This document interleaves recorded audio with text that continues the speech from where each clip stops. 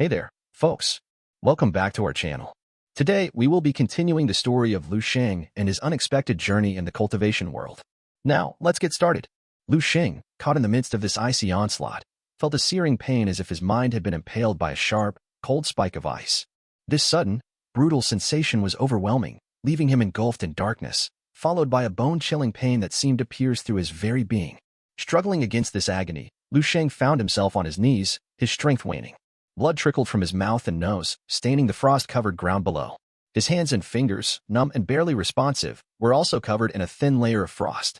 Despite his dire predicament, Sheng managed a wry smile, his face a blend of frost and blood. He appeared defeated, kneeling there, yet there was a sense of satisfaction in his eyes. He was glad, for he had finally witnessed the true power of the Grandmaster. His once indomitable will and the blades he wielded in his mind had shattered under the might of the female Grandmaster's spear. As he looked up for one final time, he saw the female Grandmaster standing calmly with her spear, the tip pointed unwaveringly at him. Sheng, accepting his fate, awaited the end. However, the Grandmaster remained motionless, her spear raised but not striking. In this serene, frozen moment, something unexpected happened. Her mask, which had concealed her identity, cracked with a crisp sound and shattered, revealing a pair of crystal blue eyes. Startled, Sheng's gaze met hers. The Grandmaster, standing there with her eyes locked onto his, almost seemed to smile. Then, unexpectedly, her figure began to dissolve, vanishing swiftly into the mist surrounding them. In the wake of her departure, Sheng was inundated with a surge of memories, more powerful and intense than any he had absorbed before. These memories seemed to forcefully penetrate his being, like a colossal python seizing its prey. He saw a young, timid girl being led into a room, introduced by a man beside her as Zhao Langxian. An elderly man, who had his back turned to the girl, put down his ice-carving tools and nodded in approval, acknowledging the girl's potential. His own eyes, a beautiful shade of blue, informed her that she would be his disciple in the glacial martial arts from that day forward. In the next scene, the girl, now his disciple, stood under a waterfall made entirely of ice. Despite wearing only a thin layer of clothing, she endured the cold, her body turning a shade of purple from the extreme temperature. Ice and frost formed on her face, legs, and feet, in stark contrast to the warm, spring-like environment just outside the waterfall's reach. The old man watched, satisfied with her resilience. He asked her what she wished to learn. Trembling from the cold, yet with a strong sense of determination, she replied, "Spear." When questioned about her choice, she looked up with a fierce determination in her eyes, expressing her desire to learn his spear technique, for he was known as the strongest spear martial artist in base 1359, the sole master of the fifth realm of spear techniques. The old man, taken aback by her ambition, burst into laughter. Then, with a sense of pride and joy, he lifted the girl onto his back, carrying her away from the harsh training environment back to base 1359. In a subsequent scene, the narrative jumps forward. The girl, now 17 years old, stood confidently on a platform, holding her long spear. Below her, a crowd cheered enthusiastically, a testament to her growth and the mastery she had attained under the tutelage of the old man. Today marked a pivotal moment for her. She had just achieved the status of a 7th-level Grandmaster, an exceptional feat celebrated by the crowd at base 1359. They revered her as a Grandmaster prodigy, with many believing she had the potential to reach the 10th level within her lifetime. Amidst the adulation, her gaze found the old man, who, while smiling, conveyed through a subtle shake of his head that her journey was far from over. As he walked away, he commented softly that her weapon, the cold spirit sparrow, had not yet tapped into its true glacial potential. The girl, absorbing his words, tightened her grip on her spear, a silent vow to push further. In the following scene, the tranquility is shattered as a large door bursts open.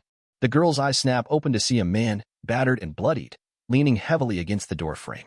Despite his wounds, he manages a bitter smile and shakes his head at her, mocking the irony of her continued training despite their base city's fall. The girl's expression is one of rare shock. Disbelief washes over her as she learns of the base's breach. She urgently inquires about her teacher, only to receive a grim response. The man, his smile turning desperate and scornful, informs her of their teacher's death, his last words urging them not to disturb her training. Reacting with a calm born of resignation, the girl picks up her spear, dons her mask, and steps out, determined to join her teacher in death. As she charges towards the formidable beasts, a flash of ice-blue light accompanies her movements. She realizes that her cold spirit sparrow has finally harnessed the true power of glacial force, a revelation she can never share with her teacher. The memory abruptly ends, leaving Sheng in a state of agony, his head throbbing with pain and an intense coldness. He screams, soaked in cold sweat. Having successfully absorbed these memories, Sheng takes deep breaths to steady himself. These memories are the most vivid and complete he has ever experienced, filled predominantly with spear techniques and martial arts knowledge. As these memories integrate into his consciousness, Lu Xing's proficiency in spear techniques skyrockets to an unprecedented level. His technique now surpasses the control realm, venturing into a new, fourth realm. Although unfamiliar with this realm, the memories indicate that the female grandmaster had achieved this level, and her teacher was a master of the fifth realm. Reflecting on the female grandmaster's memories, Lu Sheng acknowledges their transformative impact on him. His mediocre spear techniques have evolved to the fourth realm, becoming his most formidable martial art. The purity of her memories stands in stark contrast to others he has absorbed. If the memories of Sheng Ning's, the creator of his grandmaster technique of 10 suns in the sky, were akin to a murky ball, filled with distractions and impurities, then the female grandmaster's memories are like transparent ice crystals, clear and focused, a rarity even among grandmasters. In the world of the female grandmaster, her life orbited exclusively around one thing, the spear. Despite achieving only the 7th level of grandmastery, she was a remarkable prodigy in the annals of martial arts, known for her ability to defeat opponents at the 8th level.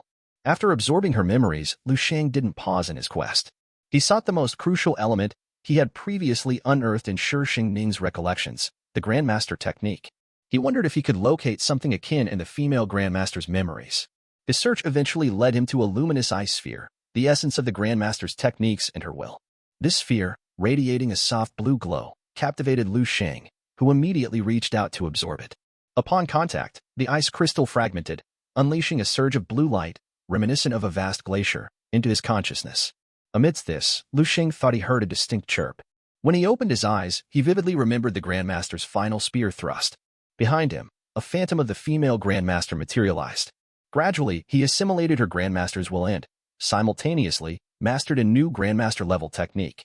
He grasped the long spear, reenacting the female grandmaster's ultimate move. As he did so, an ice phoenix emerged from the vast glacial expanse. The phoenix's wingspan was majestic, its power surpassing anything Lu Sheng had previously witnessed, capable of freezing foes hundreds of meters away. This newfound spear technique was dubbed the Glacial Halberd Phoenix Strike, a method potent enough to vanquish a great grandmaster. With this knowledge, Lu Sheng settled down to delve deeper into the background of the female grandmaster and her mentor within the Fire Seed resources.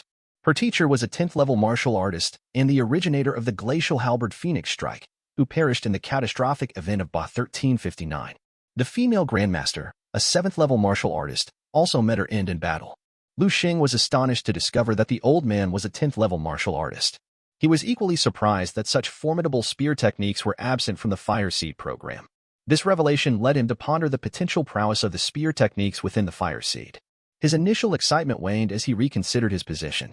He was already practicing 3 11th-level martial arts techniques. Lu Sheng's martial talent wasn't a natural gift.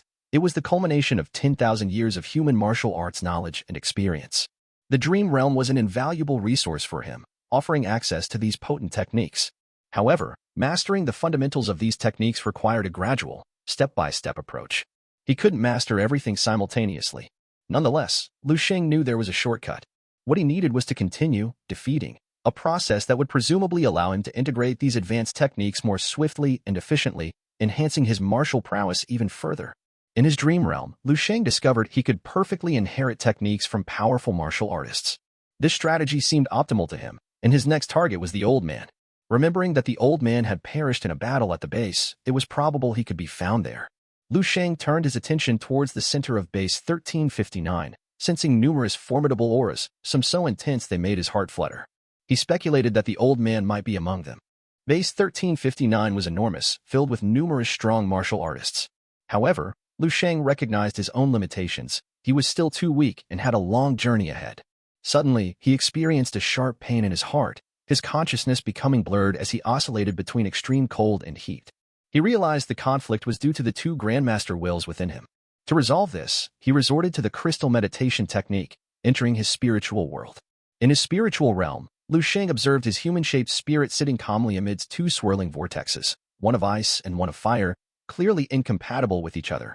If not managed correctly, this conflict posed a significant danger to Lu Sheng. He attempted to forcibly separate them but was unsuccessful. Then, in an unexpected turn, the head of his human-shaped spirit split open, absorbing both grandmaster wills. Following this absorption, his spirit transformed, leaving Lu Sheng momentarily stunned. He wondered if this was the obsidian form spirit mentioned in the crystal meditation technique.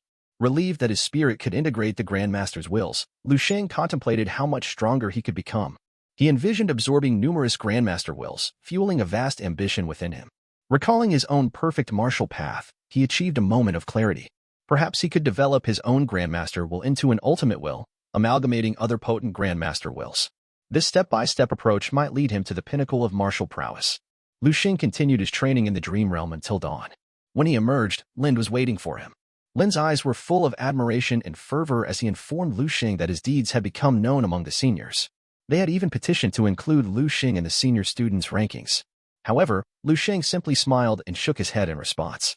He remembered Lin Zhe's bravery during the welcoming ceremony and how he had stood by his side, which had positively influenced Lu Sheng's opinion of him. Noting Lu Sheng's disinterest in the topic, Lin Zhe swiftly changed the subject. It was the day they were to select their major in melee weapons and be divided into classes based on their chosen weapon. Lin Zhe inquired about Lu Sheng's preferred melee weapon. After a pause, Lu Sheng responded that he would likely choose the spear. Excitedly, Lin Zhe shared that his first choice was also the spear. He felt swords and other weapons were too light, whereas the spear seemed more powerful and masculine. Lu Sheng patted Lin Zhe on the shoulder, showing his happiness for Lin Zhe's decision. However, he added that they might not see each other often in the future. As Lu Sheng walked away, Lin Zhe, deep in thought about Lu Sheng's words, quickly followed him, asking why. They soon reached their classroom. Upon their entry, the classroom, which was previously noisy, fell into a sudden silence. All eyes turned to Lu Sheng. For many students, Lu Sheng was no longer just a freshman. He had become a figure of fear. This change in perception included Hong, who had been haunted by nightmares ever since a particular day. In his dreams, he found himself trapped in a water tank, unable to escape as the water level rose, waking up in a state of shock and covered in sweat. He pondered whether the fear came from being the top martial scholar or from Lu Sheng himself.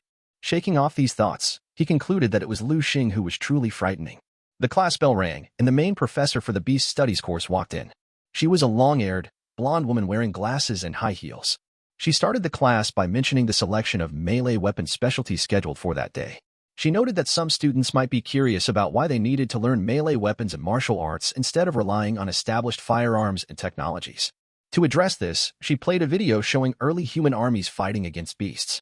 These soldiers, equipped with firearms, cannons, rockets, tanks, fighter jets, and even nuclear weapons, were from various countries. Yet, none of their advanced weaponry was effective against the beasts. Several students, confused, asked why this was the case. They had always been taught that firearms were ineffective against beasts but never understood why.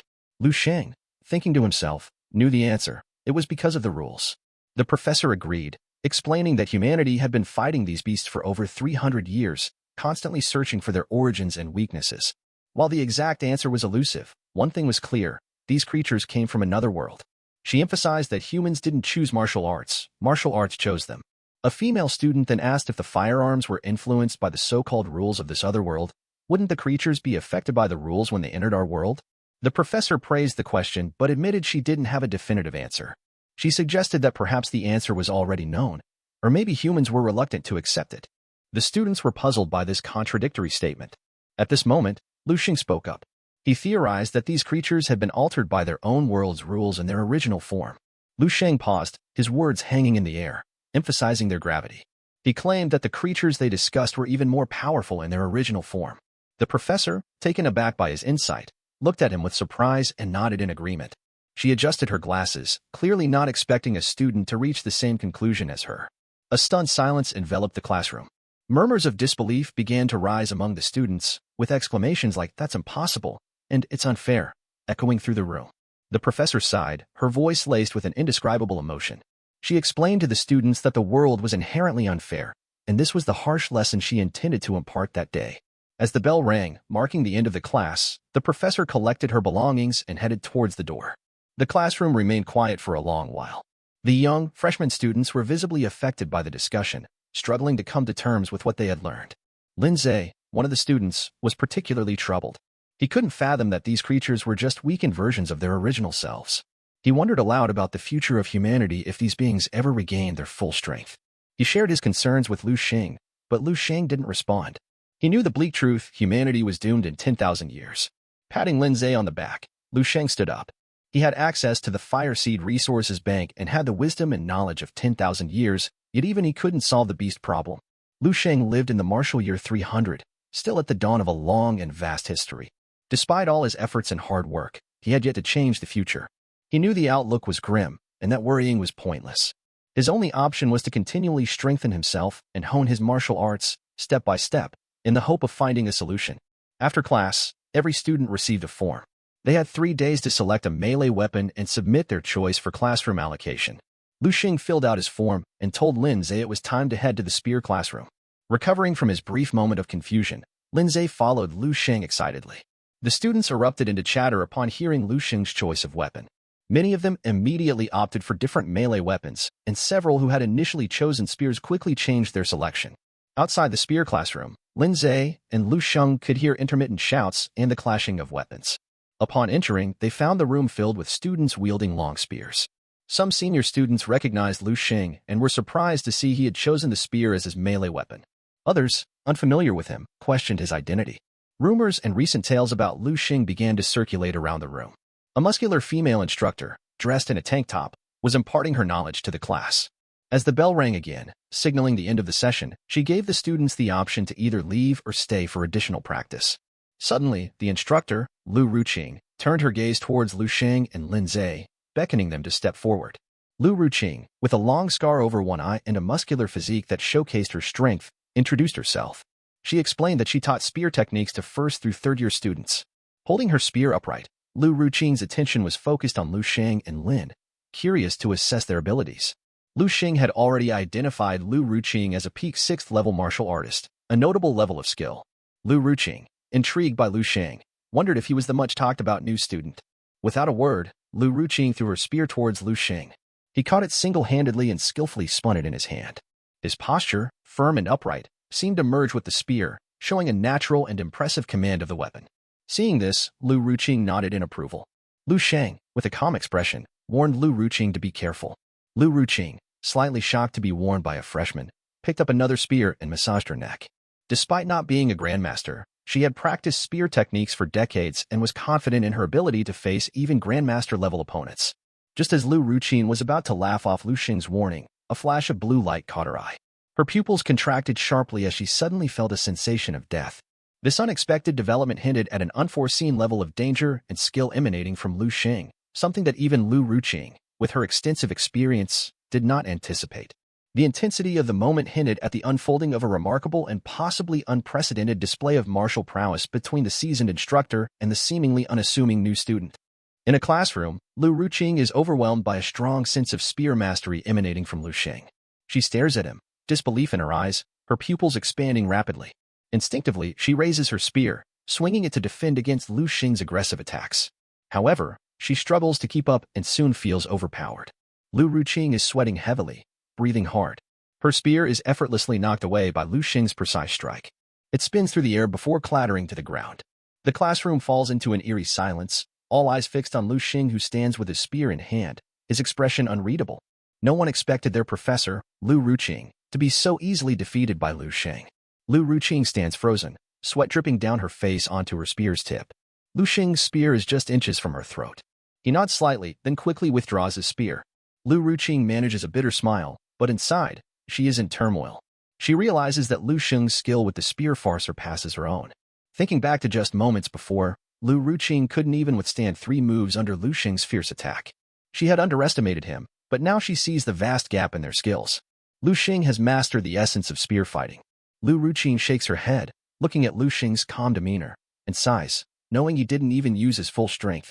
With a complex gaze at Lu Sheng, Lu Ruqing acknowledges that his spear techniques are highly advanced and that he is more than qualified to graduate from this course.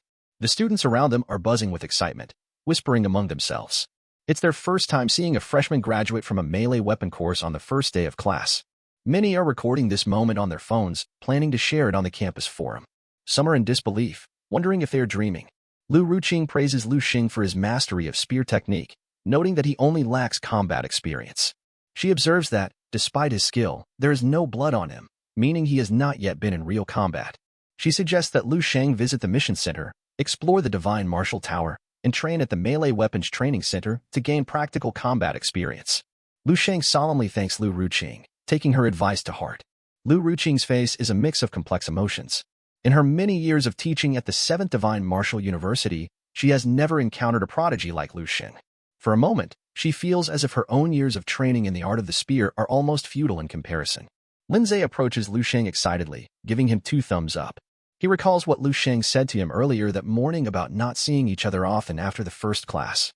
It is then that Lindsay understands what Lu Sheng meant. Lu Sheng, while passing by, patted Lindsay's shoulder and earnestly advised him to keep training. He promised to visit Lindsay during his free time. The two had a brief chat before Lu Sheng made his way to the mission center. Lindsay stood watching Lu Sheng's figure fade into the distance. The senior students in the classroom, having witnessed Lu Sheng's extraordinary performance, burst into a fervent discussion. They were excited about the video they had taken, anticipating it to be a big hit on the campus forum. As Lu Sheng entered the mission center, he was immediately engulfed in its bustling and tense atmosphere. The place was filled with the calls and yells of senior students. He heard someone recruiting a psychic master for a B-level mission, while another was seeking teammates for an A-level mission. Amidst this, Lu Sheng noticed 2 young students, a male and a female, preparing various supplies with tension. The male student was instructing his companion to bring extra bandages, supplements, essential medical supplies, and MREs. The female student was surprised, thinking the preparations excessive since their mission did not involve venturing into the wilderness. However, the male insisted on being prepared for unforeseen situations, like tracking suspects into deep forests. Lu Sheng, listening to their conversation, made his way deeper into the mission center. This place was a hub for the elite students, teeming with activity. One side of the center featured a high wall beside the reception desk, covered with various tasks and missions. Lu Sheng carefully read the details of several missions, each outlining clear requirements, recommendations, and generous rewards. For instance, an A-level mission required capturing a fugitive 5th-level martial artist and demanded participants with rich combat experience and excellent grades in melee weapon courses. This mission recommended a team of at least 2, offering a reward of 10 million cash and 50 credits. Lu Sheng also noticed other levels of missions, like B-level and C-level tasks, mainly involving the capture of fugitives of different levels, with some specifying alive only, while others required dead or alive. He scanned all the missions on the wall, feeling puzzled. Why were all the tasks about capturing fugitives and suspects? He wondered if there were other types of missions, such as dealing with beasts. Just then, a young-looking worker, seemingly a senior student working a part-time job, noticed Lu Sheng. He could tell that Lu Sheng was a freshman visiting the mission center for the first time. The worker approached Lu Sheng to explain how the mission center worked. He mentioned that fugitive missions were posted in the morning, while tasks dealing with beasts were announced in the afternoon. Other types of missions were usually released in the evening, he added.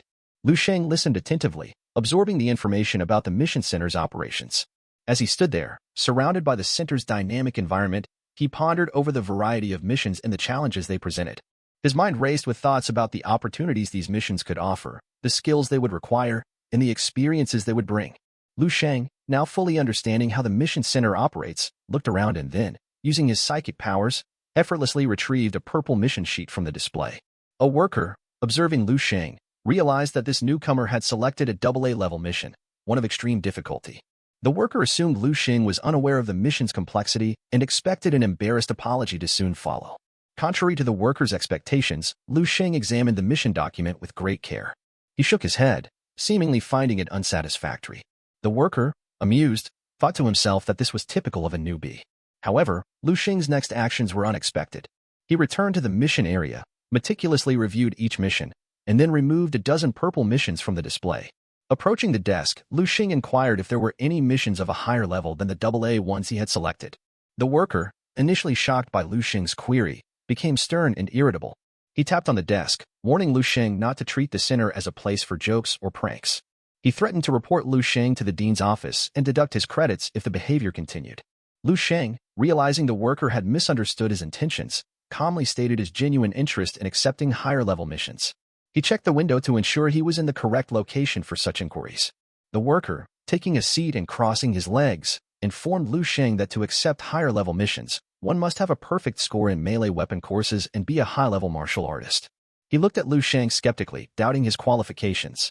In response, Lu Sheng produced a badge from his pocket, engraved with 6 stars and his name, and tossed it towards the worker.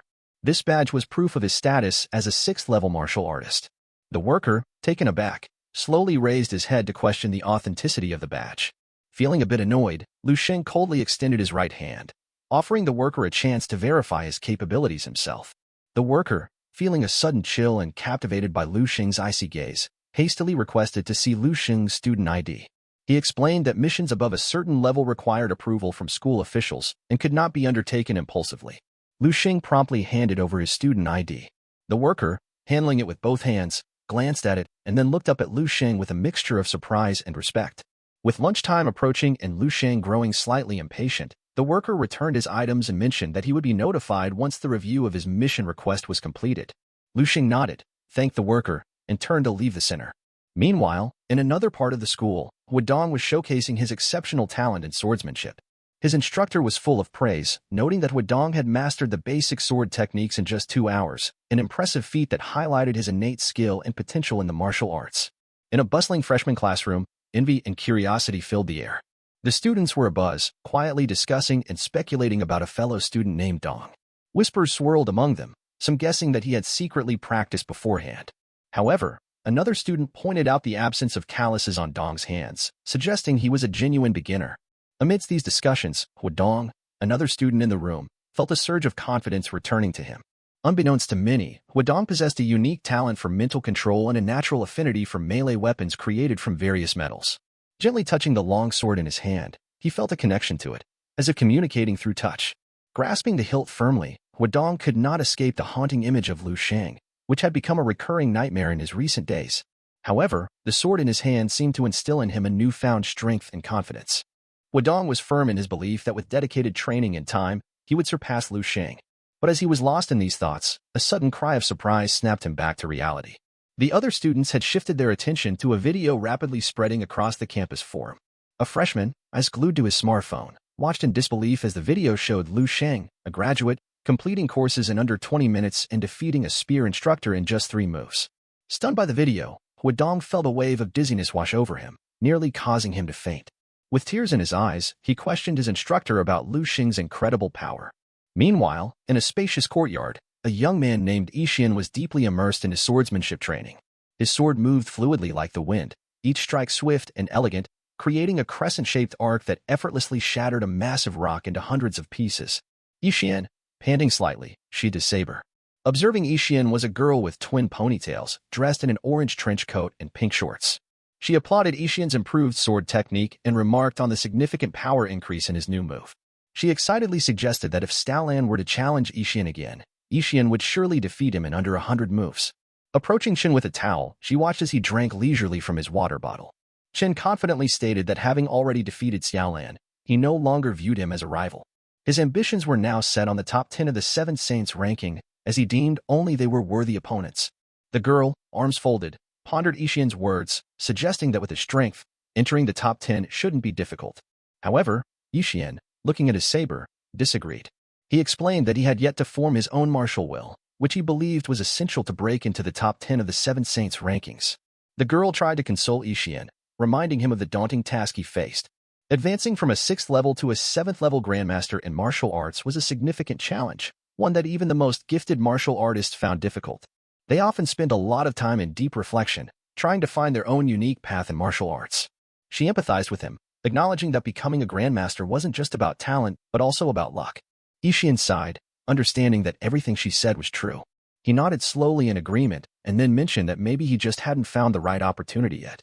As Yixian wiped his sweat with a towel, the girl suddenly remembered something important. She quickly pulled out her phone and handed it to Yixian. She was excited to tell him about a new student named Lu Xing, who was the top scholar in the nation that year. She showed Yixian a video of Lu Xing defeating instructor Lu Ruqing in his first class. While watching the video, the girl giggled and suggested that instructor Lu Ruqing had been careless. Yixian's curiosity was piqued as he took the phone from her. After watching the entire video, he was slightly surprised. Instructor Lu Ruqing was an expert in spear techniques and one of the strongest instructors in the melee weapons course.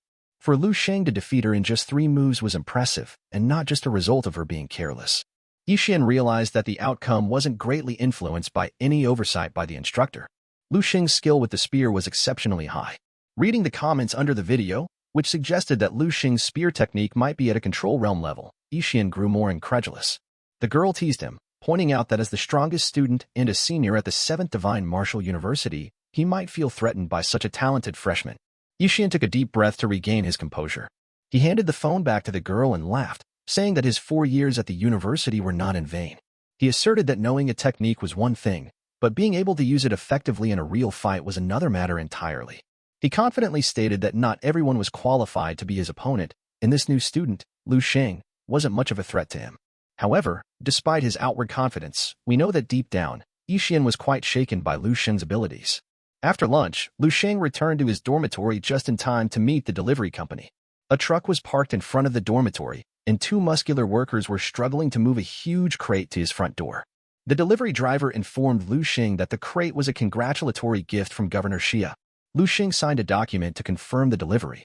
After the workers had positioned the crate properly, Sheng thanked them. Then, using his psychic powers, he effortlessly lifted the heavy box and carefully opened it to reveal the weapon inside. In the story, Sheng receives a magnificent spear known as the Crimson Dragon Spear.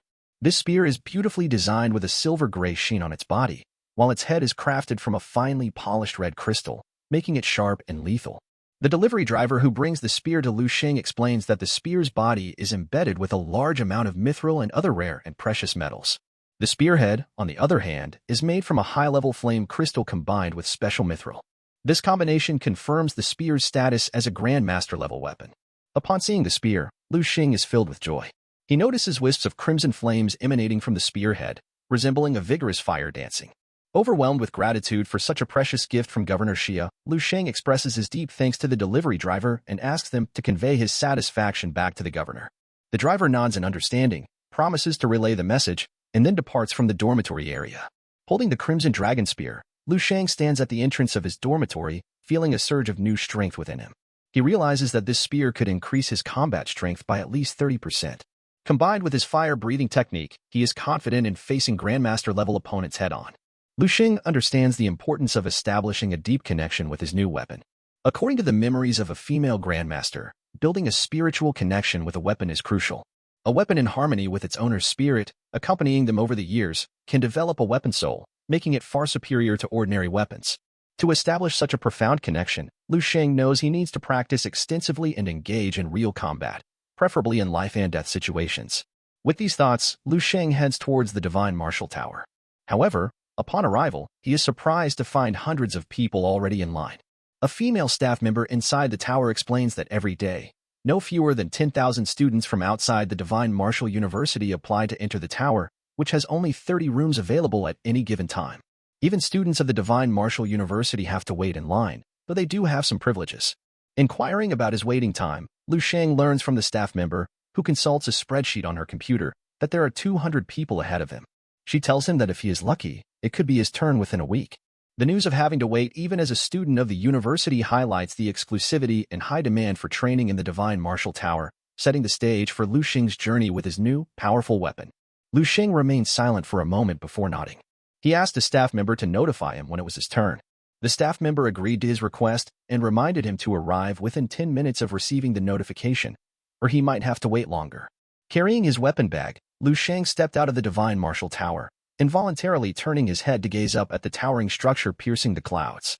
Standing at its base, he felt an even more profound sense of its transcendence and majesty. Sheng used his psychic power and could sense a powerful martial will emanating from within the tower. It was, without a doubt, the martial will of the Martial Saint, far surpassing his current Grandmaster's will. He couldn't help but marvel at the vast gap between a 7th-level Grandmaster and a 9th-level Martial Saint. Faced with waiting for the mission center's approval in the queue at the Divine Martial Tower, Sheng felt somewhat helpless. He decided to head to the melee weapons training room to familiarize himself with his newly acquired spear. However, upon arriving at the training center, he was once again informed that all rooms were fully occupied. Sheng felt like he was caught in Murphy's Law, as anything that can go wrong will go wrong. Just as he was about to leave in disappointment, the girl working at the front desk called out his name, stopping him in his tracks. She informed Sheng that someone had just vacated a training room, and he could now enter. Surprised, Sheng asked how she recognized him. She chuckled, shaking her smartphone, revealing that videos of Sheng had spread throughout the entire campus. She handed over an access card to the training room to Sheng. Graciously accepting the card, he said thanks. She smiled and waved her hand dismissively, directing him to training room number 8. As Sheng turned to leave, she watched him from behind, pondering. Although the video comments depicted Sheng as a scary monster in every possible way, she was surprised to find that in person, Sheng appeared quite polite. She also wondered if Sheng's strength was as exaggerated as it was portrayed in the videos. Sheng arrived at training room 8 and was greeted by a large, empty space. The room, surrounded by walls on all 5 sides, was filled with fist-sized holes, reminiscent of a training room he had encountered at the Prodigy training camp. Without spending too much time thinking, he quickly surveyed the room and stepped inside. His first task was to locate a device on the wall, which seemed to be the control switch for the room. After adjusting the device, a machine voice echoed through the room, announcing the commencement of the first stage of melee training and prompting Lu Sheng to prepare. Taking a deep breath, Lu Sheng readied himself. He opened his weapon bag and swiftly assembled his long spear. As he gripped his spear, the aura around him shifted dramatically. Standing tall and firm, he wielded the long, sharp spear with confidence. The tip of the spear reflected light onto the floor, and a fiery energy seemed to ignite within him, giving him the air of a brave warrior from ancient battlefields. Suddenly, the fist-sized holes in the walls started making noise, indicating that something was about to emerge. Lu Sheng didn't have to wait long before iron beads shot out from all directions at an unimaginable speed. Unfazed, he focused on the iron beads. Using wind-breathing techniques and his psychic power, he tracked the beads' movements. With a spear in hand, Lu Sheng's speed became exceptionally swift. Compared to his movements, the fast-approaching beads seemed to be moving in slow motion. With a sweep of his spear, he split the surrounding iron beads in half mid-air, and they eventually all fell to the ground. Lu Sheng was slightly surprised by the ease with which he completed Stage 1. However, the training room soon announced the end of the training, leaving him slightly bewildered. The system's voice then declared that Lu Sheng had achieved only a 20% completion rate for the first stage. Puzzled, Lu Sheng reflected on the experience, wondering about the criteria for a higher completion rate and what challenges lay ahead in the next stages of his training. Lu Sheng stood beneath a large projection, his gaze fixed upwards as he pondered over his recent failure. He questioned if a mistake on his part was the cause, but the projection swiftly resolved his doubt. It highlighted that the use of any force beyond his physical strength, such as internal energy, psychic power, or other martial arts techniques, was strictly prohibited. Realizing this, Lu Sheng took a moment to thoroughly read through the instructions. He understood that the training was designed to sharpen his melee combat skills, focusing exclusively on his physical prowess. The inclusion of internal energy and other martial arts abilities would undermine the training's purpose, making it trivial to overcome challenges like destroying beads with melee weapons. The training room was intentionally created to develop melee combat techniques through sheer physical strength. With this newfound understanding, Lu Sheng prepared to attempt the challenge a second time. He returned to the control panel and reset the first stage of training. Once again, iron beads began to shoot out from the wall. However, this time, Lu Sheng adopted a different approach. He concentrated solely on his physical strength to maneuver his spear. Possessing near Grandmaster strength, he found it relatively easy to shatter these iron beads. His spear moved through the air with a graceful dance, leaving a trail of crushed iron beads turning into dust and scattering onto the floor. The entire scene unfolded almost instantaneously, and the first stage concluded rather swiftly. Lu Sheng, who seldom relied only on his physical strength, was taken aback by the amount of effort it required, evident from the sweat on his face. With no more beads emerging from the walls, he realized he had successfully cleared the first stage. As soon as the first stage ended, a new barrage of beads shot out from the wall. This time, however, they were made of wood, lighter than the previous iron beads. Unlike the iron beads, which were more straightforward targets, these wooden beads were easily deflected by the air pressure from his spear swings. This alteration in their trajectory brought a new level of complexity to the challenge. In that moment, an insight struck Lu Sheng. He recognized that the purpose of the melee weapon training room extended beyond mere technique and power. It also encompassed precision and mastery of the weapon. The transition from iron to wooden beads might have seemed to reduce the difficulty due to their seemingly harmless and slower nature. However, in reality, it posed a greater challenge. This stage demanded the practitioner to strike each bead with their melee weapon before it hit the ground. The lighter the beads, the more challenging the task became, as the air movement from the weapon swings could easily deviate the remaining wooden beads, making their movement unpredictable and increasing the difficulty significantly. This reminded Lu Sheng of scenes from novels and movies where skilled martial artists demonstrated incredible feats, like plucking flowers with a flick or slicing through water with a precise sword strike. Understanding this principle, everything about the training made more sense to him. The focus was not just on strength and technique, but also on the delicate balance of precision and control, challenging him to hone his skills to a level he had never experienced before. He returned to the control panel and restarted the stage. Moments later, he moved swiftly around the training room, wielding his long spear with precision. He struck each wooden bead accurately while continuously pushing his limits in the training room. Lu Sheng's movements became more fluid and swift, his spear in hand, shattering all the beads in the air. After the second stage, later stages included plastic beads, popcorn, and surprisingly, feathers. Initially, Lu Sheng was quite surprised, thinking it might be a prank. However, he soon realized the training room's purpose in introducing these diverse and seemingly funny objects. Finding the melee weapon training increasingly intriguing, he trained relentlessly, breaking new ground. After several hours, in his last attempt, Sheng shot out his spear with his palm, aiming towards a feather floating in the air. He leaped off the ground, quickly grasping the spear, and exerted force with his forearm, thrusting the spear in a spinning motion to crush the feather, which then gently fell to the ground. The room, originally clean, was now littered with debris from various objects. In the center of the room, Sheng seemed to merge with his spear, his body standing up straight and radiating otherworldly strength. Drenched in sweat, his abs rippled and flexed with each breath.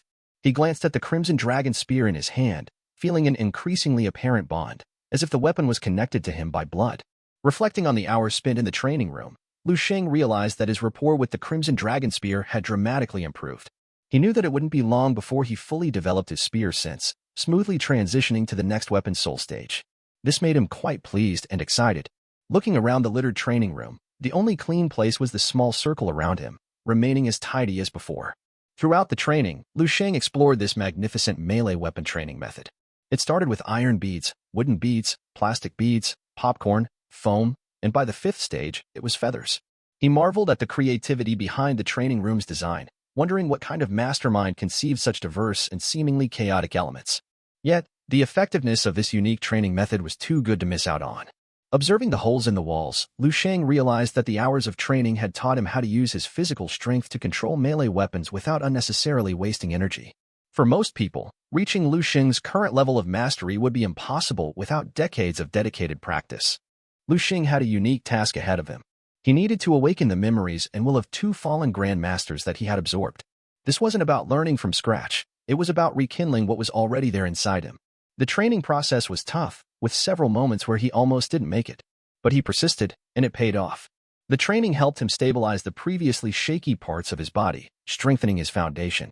Gradually, he felt the bottleneck in his training beginning to give way, and the second form of the perfect martial path seemed within his reach. Lost in his thoughts, Sheng spent a long time just sitting there, organizing his mind. When he finally looked up, he realized that he had been so absorbed that he missed the notification indicating the completion of all 5 stages of melee weapon training. He was surprised to find out that he had gone through all the stages without even realizing it. He felt a slight disappointment that the training was over after just 5 stages. He longed for more. Despite this, he decided to put back his spear in the weapon box and planned to return the next day. He wanted to continue training until he could gain no more benefit from the training room. At the reception desk, he noticed a young girl standing there, visibly upset. She had a large sword strapped to her back and seemed frustrated. It was her 3rd day in a row being told that the training room was full. The receptionist, unable to offer much help, suggested that she should speak to the school leadership about building more training rooms. The girl, realizing she had been a bit harsh, sighed and muttered that if she had the power to make changes, she wouldn't need the training rooms at all. After Sheng exited the training room, he handed his room card to the receptionist and thanked her before leaving. The receptionist, now relieved, happily informed the girl that a spot had just opened up. She handed her the card for training room number 8. The girl's mood immediately lifted, and she excitedly bounced her way to the training room, her eyes filled with joy and a hint of triumph. However, her excitement was short-lived. Upon opening the door to the training room, she was shocked. The room was in complete disarray, looking more like a garbage dump that hadn't been cleaned for days rather than a training room. Remembering the handsome young man who had just left, she initially felt grateful to him for vacating the room. But as she looked around at the mess he seemingly left behind, her impression of him soured. In her frustration, she knocked on the wall and accidentally pressed a button. To her surprise, a small hatch at the base opened, and out came a small robot equipped with a vacuum cleaner. It began to tidy up the room. Her initial annoyance slowly gave way to amusement as she watched the robot go about its cleaning duties. The girl watched the small robot cleaning up the training room, feeling a mix of pity and amazement at the large amount of trash it was handling. The room, although small, was littered with an unusual variety of debris, including cotton fluff, with splinters, metal pieces, feathers, and even popcorn. She was baffled by the presence of popcorn, wondering if the young man she saw earlier had been living in this room. Her curiosity was further piqued by the sheer volume of waste. She knew the training room rules were strict. Only melee weapons were allowed, no food or water. The diverse trash seemed out of place, and she couldn't understand how it all appeared in just a few hours. Driven by her intrigue, she approached the control panel and began pressing buttons. She was familiar with the room's functions, having been there multiple times. She quickly accessed the training records and found the results for a student named Sheng, 1st year, Stage 5, completion rate 100%. The record shocked her. In the history of Divine Martial University, the highest stage any student had reached was 3. She herself was still at Stage 1. The idea of a 5th stage was unheard of.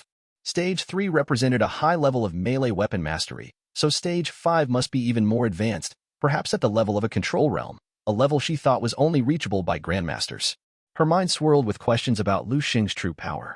As she delved deeper into the records, the screen flickered and emitted a loud noise, startling her.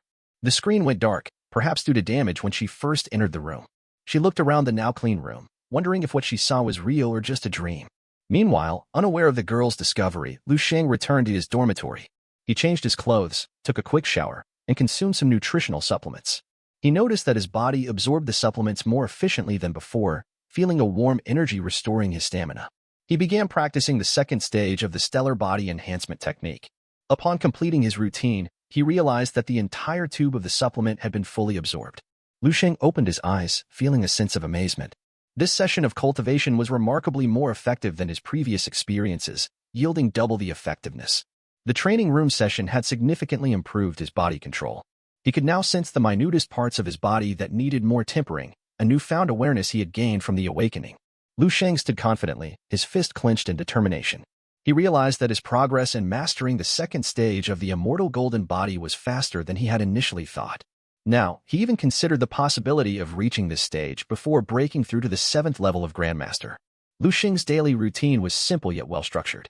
In the mornings, he would sit on his dormitory balcony, facing the sun, meditating and cultivating his skills. After this, he attended classes. Since graduating from the melee weapon class, he found most of the other courses uninteresting and not very helpful. The only exception was the Beast Studies class, which provided valuable information about the creatures that brought doomsday upon the human race. For lunch, he would eat and then visit the Divine Martial Tower in the afternoon to check on the Q situation. This usually involved a lot of waiting. Afterwards, he would go straight to the melee weapon training room. There, he repeated a 5-stage training regimen, becoming increasingly proficient with his long spear. Each day, he completed the 5th stage faster than the day before.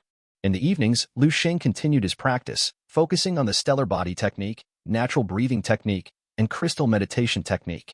At night, he entered the dream realm for combat training. This disciplined and fulfilling routine led to exponential growth in his strength. Within just a week, Lu Sheng had undergone a remarkable transformation. Today, after completing his 5th stage of training, Lu Sheng noticed his significant changes.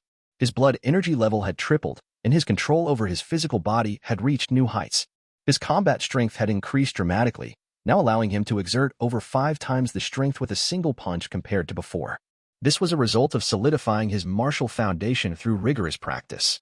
As he looked towards the distance, Lu Sheng reflected on the importance of attention to detail. The insights gained from the melee weapon training room were critical.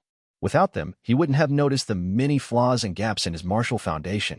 These imperfections, though seemingly insignificant now, would become more pronounced as he progressed towards becoming a grandmaster. Initially skeptical about the university's ability to aid his overall martial growth, Lu Sheng now acknowledged the value of Divine Martial University's esteemed reputation. Having completed his training for the day, Lu Sheng did not linger around. The girl who had previously used the training room after him had been stalking him ever since their first encounter. She gestured to her companions to follow, and they all headed straight for training room number 8. Upon entering the room and observing the chaotic scene of debris strewn across the floor, a girl faced the skeptics around her, asserting that she hadn't been lying. The training room's projector still displayed a message confirming Lu Sheng's completion of the 5th stage of training, a fact that seemed almost unbelievable given the state of the room. The others, now grappling with their disbelief, turned their attention between the scattered debris and the projector's message. Curious and confused, the group approached the control panel, delving into a list of records. Their search yielded Lu Sheng's name, confirming his achievement. Amidst this revelation, someone began sifting through the trash heap, expressing astonishment at the peculiar mix of popcorn and feathers. They pondered aloud, trying to fathom how such items could be integral to the training process. A student attempted to photograph the scene, intending to share it on the school forum. However, the girl dissuaded him, sharing her own fruitless experience. She recounted how her attempts to prove Lu Sheng's feats through photos were met with accusations of manipulation and led to her banishment from the forum, following hours of futile argumentation. The group lapsed into a reflective silence, recognizing their own prior skepticism. A male student, picking up a feather fragment, posed a question that hung in the air. Could Lu Sheng's prowess surpass that of Chun Yixian, the renowned top senior of the 7th Divine Martial University? The question lingered, unanswered. Breaking the silence, the girl offered her thoughts. She suggested that they might not fully grasp the implications of completing the fifth stage. It signified Lu Xing's extraordinary proficiency in melee weapons, perhaps even reaching a control realm or beyond. She proposed a bold idea. Lu Xing might be unbeatable among his peers, potentially outclassing not only their university's top students but those of the other 6 divine martial universities. Such a claim would typically incite heated debates, but this time it was met with a heavy silence. After a pause, the conversation shifted to the dilemma of possessing such significant information while facing widespread disbelief. One of the students, visibly frustrated, lamented the irony of discovering a monumental secret that no one would accept as truth. Amidst this disheartening atmosphere, the girl known for her stalking behavior shared a suggestion. She proposed keeping their discovery a secret, speculating that Lu Xing's true capabilities would not remain concealed for long. She hinted, with a knowing smirk, that Lu Xing might have more plans in store. Meanwhile, Lu Xing, having exited the training room, returned to his dormitory. There, he received a text message that instantly brightened his expression. The message announced his eligibility for an entry slot at the Divine Martial Tower, urging him to arrive within 10 minutes to avoid forfeiture of his opportunity. The news filled him with a sense of eager anticipation. Lu Xing had just returned from the training room, drenched in sweat. He hadn't had time to shower or change his clothes, but he couldn't wait any longer. He had been eagerly awaiting a particular message for a week, and it finally arrived. However, immediately after, another message popped up. This one informed him that his application for a high-priority, AA-rated task had been approved. Given the urgent nature of this task, Lu Xing was requested to visit the mission center immediately. He put his phone down, feeling torn between 2 significant opportunities. Both applications had been pending for a week, and it seemed like fate that they were both demanding his attention at the same time. After pondering for a moment, he considered the options. On one hand, there was the chance to enter the Divine Martial Tower, a privilege granted to students of his caliber, usually involving a week's wait. On the other hand, the AA-rated task was a rare and enticing opportunity. After some thought, Lu Xing made his decision.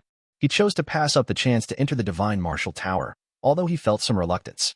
Quickly, he stowed his long spear in its case, took a shower, changed his clothes, and hurried toward the mission center. Meanwhile, as Lu Xing was on his way to the mission center, an unexpected visitor arrived at the Divine Martial Tower. Each of the 7 Divine Martial Universities had its own tower, and students enjoyed certain privileges when using their school's tower. This privilege was not only a special right but also a source of pride for the students. However, students from other Divine Martial Universities could challenge the towers of other schools. If a challenger managed to set a new record in a tower, the defending school would lose the right to use their tower for a year. This tradition, though peculiar, was approved by the martial saints and had been in practice for years. A robust young man approached the front desk of the Divine Martial Tower. The receptionist, who hadn't seen Lu Xing arrive, expected this newcomer to be a student inquiring about the queue time. She asked him for his application form, but her expression shifted dramatically when she saw what it contained. The visitor was a student from the 4th Divine Martial University. As she slowly looked up, she saw a tall, robust young man with a face tattoo, resembling someone trying to emulate Mike Tyson, standing before her. He wore a contemptuous smile. Introducing himself as Miao Rang Zong, he ranked 6th in the 7 Saints ranking. He scanned the other students around him with a disdainful look and then announced loudly, "Miao Renxiong from the 4th Divine Martial University has come to challenge your tower today." This announcement stirred the atmosphere in the Divine Martial Tower. Having just left the mission center with his latest high-stakes assignment, Lu Xing's first stop wasn't to the scene of action but to a local restaurant that was renowned for its unique culinary offerings. This eatery was a melting pot of cultures, serving a blend of Eastern and Western cuisine ranging from the traditional xiaolong bao and dim sum to the classic hamburgers and steak. This dining choice followed a significant moment at the mission center, where Lu Xing had received his instructions. The front desk attendant handed him an envelope containing the details of his new mission. These instructions were of a sensitive nature, with explicit orders to destroy them after reading. The attendant, aware of the gravity of this being Lu Xing's first AA-level mission, took a moment to remind him of the importance of safety. The mission can fail, but you must survive, he advised, emphasizing that Lu Xing's life was more important than the mission's success. As Lu Xing savored his hamburger at the restaurant, he perused the documents. The mission was to infiltrate and dismantle a notorious criminal organization, a group infamous for their violence and responsible for numerous heinous crimes, including the lives of over 50 individuals, 30 of whom were police officers. The stakes were high, and the reward substantial, 10 million in cash and additional credits for the capture or elimination of each member. The ultimate prize, however, lay in taking down the group's leader, which would multiply the reward tenfold. Included in the mission brief was information about his teammates, a male and female, both senior students and 6th-level martial artists from the 3rd Divine Martial University. Their profiles, expertise in melee weapons, and photographs were detailed in the documents. Lu Sheng glanced over their information briefly, his expression unreadable. He memorized the contents quickly and then burned the letter, leaving no trace behind. As he finished his meal, he pondered over the upcoming mission, hoping that his new teammates would not prove to be a liability. Meanwhile, in a deserted alleyway under the moonlit sky, a young woman named Su Mengyao, armed with a slender long sword, waited impatiently. She kept checking her watch, expressing her frustration over the tardiness of their new team member. The smell of second-hand smoke wafted towards her, causing her to cough and pinch her nose in disgust. Beside her, her companion, Meng Jianfei, a fellow martial artist, was the source of the smoke. He was casually smoking, adding to the litter of cigarette butts around him. Checking his phone, Meng Jianfei noted that the designated meeting time was fast approaching. Su Mengyao, growing increasingly impatient and irritated, reprimanded Meng Jianfei for his smoking habit. Meng Jianfei, somewhat helplessly, defended his actions, arguing that the waiting made him restless and that a single cigarette was hardly enough for someone of his martial prowess. Su Mengyao, tired of arguing, checked her watch again and expressed her reluctance to wait any longer. She doubted the usefulness of their tardy teammate, believing him to be more of a burden than an asset.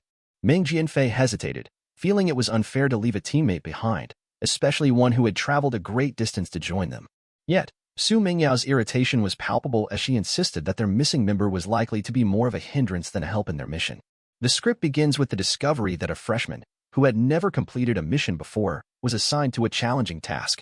This freshman, a novice in the field, was embarking on his first mission. Su Mengyao, an experienced member of the team, had serious doubts about his capabilities. She suspected that the 7th Divine Martial University, the organization they were affiliated with, had intentionally sent this inexperienced member, potentially to hinder her and the mission's success. As Su Mingyao's frustration grew, Meng Jianfei, another team member, tried to calm her. He pointed out that despite being new, the freshman was a skilled 6th-level martial artist and had been recognized as the top martial arts scholar of the year. Su Mengyao, however, only felt more disdain upon learning this. She realized that this new member, Lu Sheng, might have been sent by their university to make a name for himself. She was adamant about not wanting to be responsible for someone inexperienced during a dangerous mission.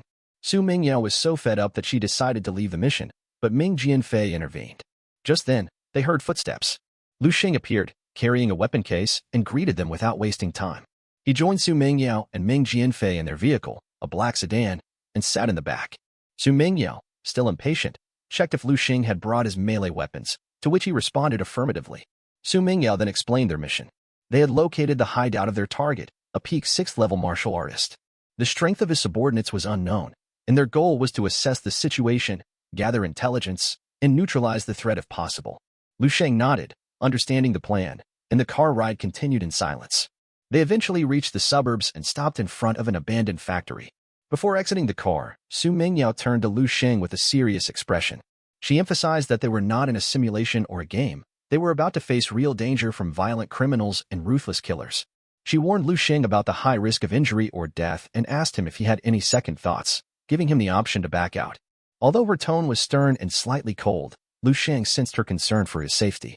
He made eye contact with her, nodding to show he understood the gravity of the situation. After hiding their car in nearby bushes, the trio proceeded on foot towards the abandoned factory. They moved swiftly and silently, careful not to make any noise. As they hid behind a wall to observe the factory, they noticed 3 guards. The distance was too great to assess their strength accurately. Su Mengyao, after pondering for a moment, decided they needed to get closer for a better evaluation. She turned to Lu Sheng, asking if he was ready for what was to come. Lu Sheng stood silently, extending his psychic powers into the factory. He could sense a significant number of people inside, with over a dozen exhibiting high blood energy levels. Lu Sheng needed more time to fully understand their capabilities. Just as he was delving deeper, Su Mengyao noticed his lack of response. She spoke sternly, nudging him on the shoulder, asking if he heard her. This interruption while Lu Sheng was concentrating on his psychic power was unsettling, and he felt a hint of annoyance. When he finally turned to meet Su Mingyao's gaze, the look in his eyes caused her heart to race, not out of affection, but due to a sudden, unexplainable panic and fear. Lu Sheng was visibly frustrated, his ears showing signs of his anger. He exhaled and stood up, suggesting that the other 2 proceed without him. As he started to walk away, he regretted not undertaking the mission alone. Su Mengyao, still puzzled by her fear in response to Lu Sheng's gaze, tried to focus on the mission. It was her first AA level mission, and the tension was palpable. She and Meng Jianfei, another team member, left without Lu Sheng and moved forward. Meanwhile, Lu Sheng watched them leave before heading in the opposite direction. Meng Jianfei and Su Mengyao, both skilled 6th level martial artists, easily scaled the vertical surfaces of the building. They reached a large window and stealthily positioned themselves to peer inside. Meng Jianfei, nervously swallowing, informed Su Mengyao that the room was filled with strong martial artists. Inside, about 20 people gathered, with one man prominently holding a dagger. A burly man slammed his fist on the table, angrily questioning the leader's right to a 30% share of their loot. He questioned whether it was just because the leader was a peak 6th level martial artist or due to having more subordinates. The leader, sipping his coffee elegantly, was unfazed by the accusation. He explained that he had done all the preliminary work, including planning and providing weapons. Everyone else, he argued, had only participated in minor killings. This leader, identified as Ma Guiyun, stretched out 3 fingers, surveyed the room, and calmly asked if they now agreed that he deserved the 30% share. The burly man, less vehement than before, suggested a 20% share instead, with the rest distributed among the group. He threatened to disband the group if not agreed. His stance encouraged others to voice their agreement. Outside the window, Meng Jianfei and Su Mengyao quietly retreated, their bodies trembling slightly with cold sweat. They realized the mission was more challenging than anticipated. Inside the factory were at least one peak 6th level martial artist, 8 other 6th levels, and numerous 4th and 5th level martial artists. The realization of the formidable challenge ahead was daunting. The situation inside the factory was extremely tense. Su Mengyao and Meng Jianfei, aware that they were potentially facing a high-risk, S-level mission, decided not to investigate further to avoid being caught. They realized that the complexity of what they had witnessed was beyond their capability to handle alone. They planned to retreat and report everything to their university, believing that school officials should take charge of the situation. As the discussions inside the factory became more intense, Su Mengyao and Meng Jianfei quietly withdrew. They intended to exit the way they had come in, but their path was blocked by several men. Puzzled about how they remained undetected, they overheard one of the men angrily complaining about others being ungrateful for their leader's actions. Another man was playing with a hand grenade. He laughed as he spoke about hijacking a military supply vehicle destined for the front line. They boasted that this action would elevate their leader to the rank of Grandmaster. Hidden behind a wall, Su Mengyao and Meng Jianfei were alarmed by this conversation. They quickly decided to alter their escape route and leave as fast as possible. While fleeing, they discussed the critical information they had gathered. The presence of high-level criminals and the potential for their leader to become a Grandmaster was a dire threat. Su Mengyao imagined the horror of these criminals armed with military-grade weapons, potentially capable of destroying the entire city. They rushed back to the university to report their findings. Suddenly, they stopped and cursed. In the heat of the moment, they had forgotten about Lu Sheng, their inconspicuous companion. They quickly changed direction to find Lu Sheng, hoping he had not been discovered. Meanwhile, Lu Sheng was already at the factory entrance, prepared for action.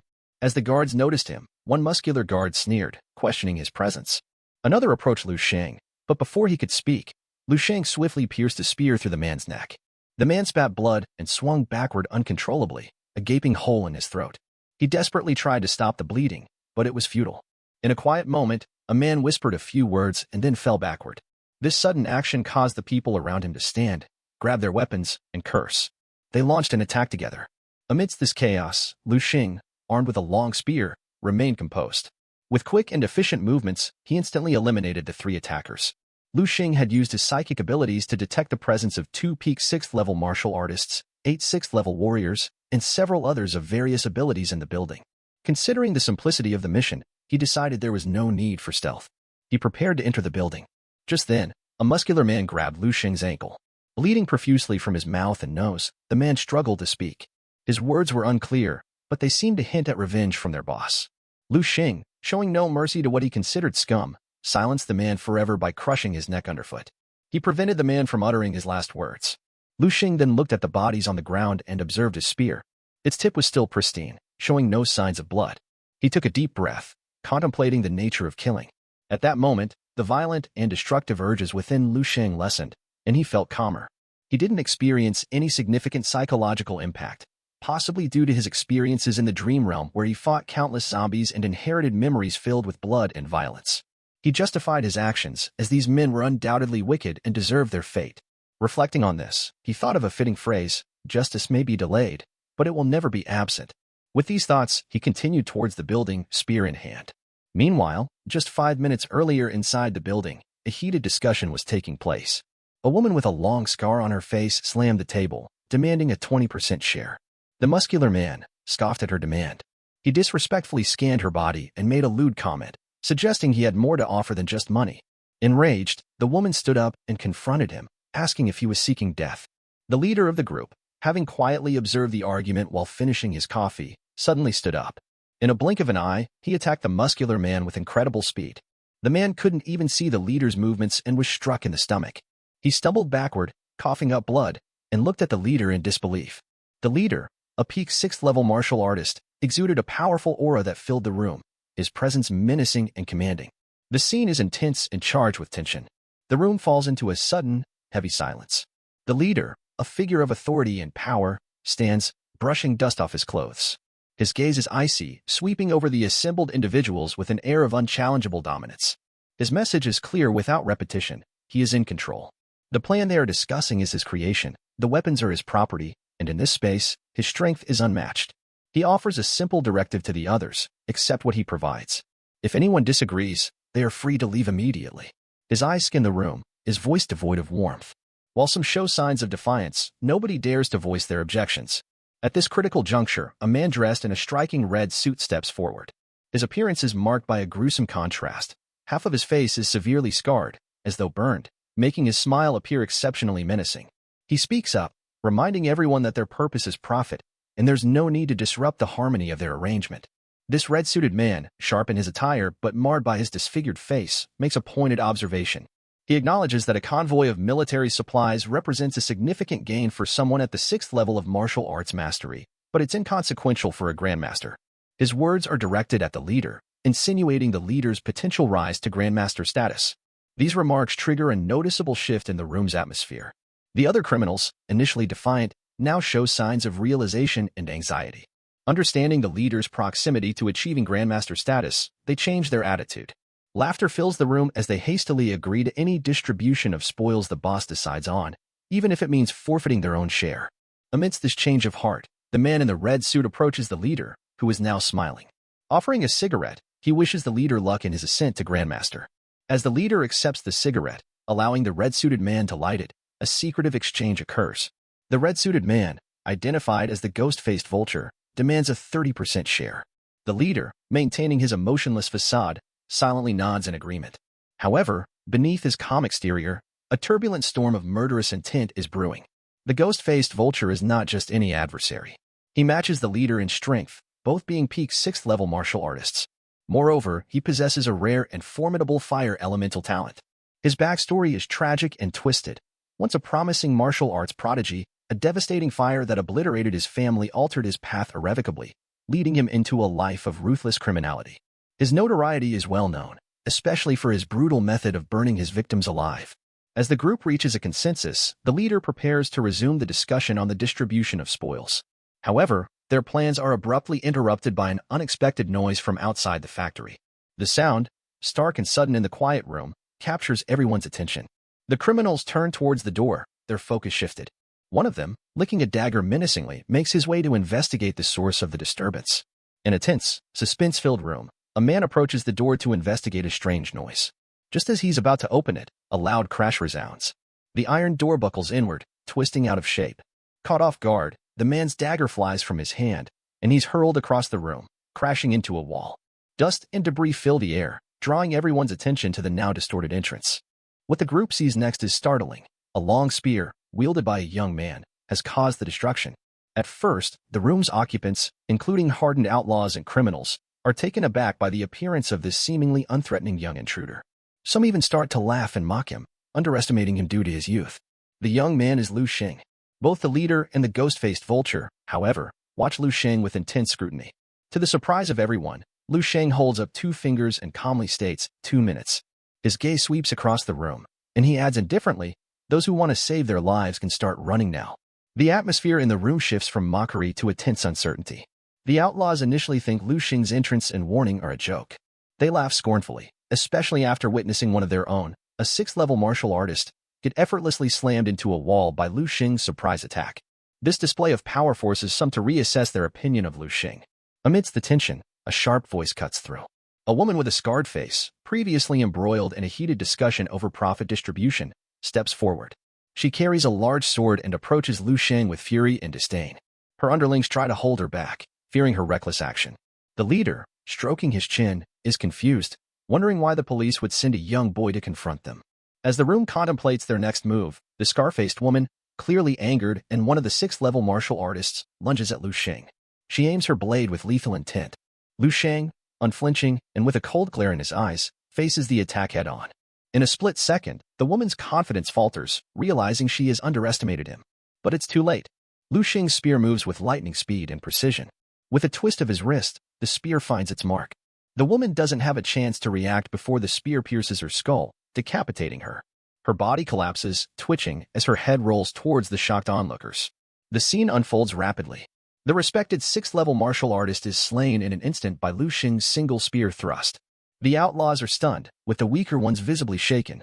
The sight of the young man with the 2-meter-long spear evokes a sense of foreboding in the leader, signaling a shift in the balance of power within the room.